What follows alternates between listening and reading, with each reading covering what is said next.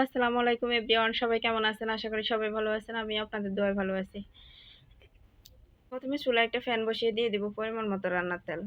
আমি তেলটা একটু গরম করে নেব। তেলটা গরম হয়ে গেলে আমি দিয়ে দিব পেঁয়াজ কুচি পরিমাণ মতো। আমি আগে থেকে পেঁয়াজ কেটে রেখেছি। পেঁয়াজটা একটু ব্রাউন কালার হয়ে আসলে আমি দিয়ে দিব পরিমাণ মতো রসুন বাটা। আমি একটু বেশি করে রসুন দিয়েছি। এই পর্যায়ে আমি দিয়ে দিব শুটকি। এবার তেলের উপর শুটকিটা ভালোভাবে ভেজে নেব।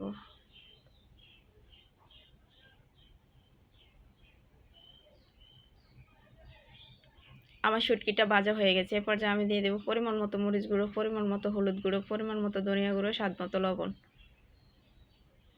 এবার সবগুলো উপকরণ মিশিয়ে নেব।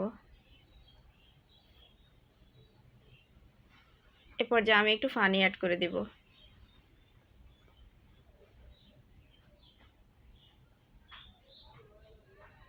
মশলাটা ভালোভাবে কষাই নেব আমি।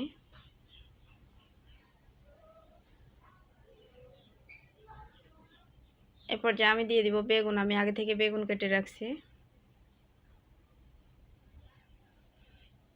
বেগুনটা একটু ভালোভাবে উপর নিচ করে দিতে হবে।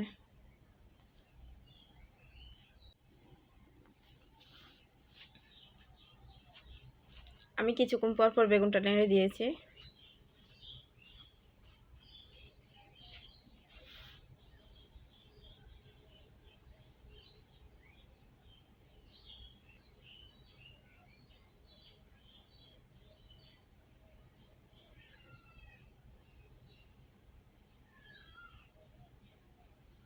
বেগুনটা হালকা সিদ্ধ হয়ে গেলে আমি দিয়ে দিব একটু পানি।